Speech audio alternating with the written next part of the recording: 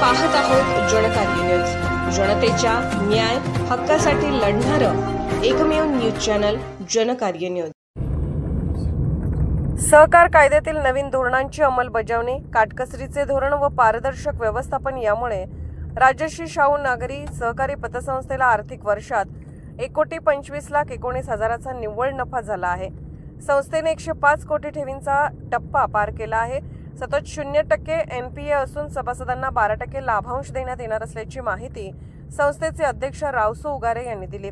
येथील जैन सांस्कृतिक भवनात संस्थेच्या 34व्या वार्षिक सर्वसाधारण सभेत अध्यक्षस्थानावरून बोलत होते। यावेळी संस्थेचे ज्येष्ठ संचालक व माजी नगराध्यक्ष दादासो पाटील यांनी संस्थेच्या प्रगतीचा आढावा घेत संस्थेने सहकाराच्या नियमाचे काटेकोर पालन करत केवळ व्यवसाय न करता सामाजिक बांधिलकी जोपासत असल्याचे सांगितले। संस्थेचे सचिव संजय गजणावर यांनी विषय पत्रिकेवरील विषयाचे वाचन केले। सभासदांनी सर्व विषयांना एकमताने मंजुरी दिली।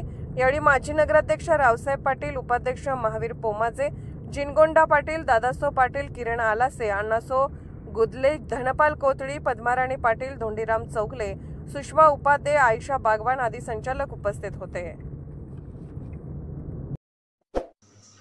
जनकार्य न्यूजला लाईक करा, शेअर करा आणि सबस्क्राईब करा।